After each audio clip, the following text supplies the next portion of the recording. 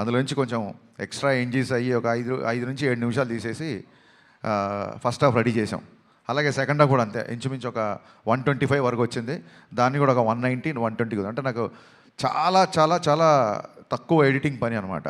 So అంత కాంపాక్ట్గా industry ఉన్న పరిస్థితుల్లో ప్రొడ్యూసర్లు ఎదుర్కొంటున్న సమస్యలను దృష్టిలో పెట్టుకొని చాలా ప్రీ ప్లాన్డ్గా, ఎందుకంటే ఇంత ప్లాన్డ్గా చేయడానికి మా మెయిన్ బలం ఏంటంటే పవన్ కళ్యాణ్ గారు.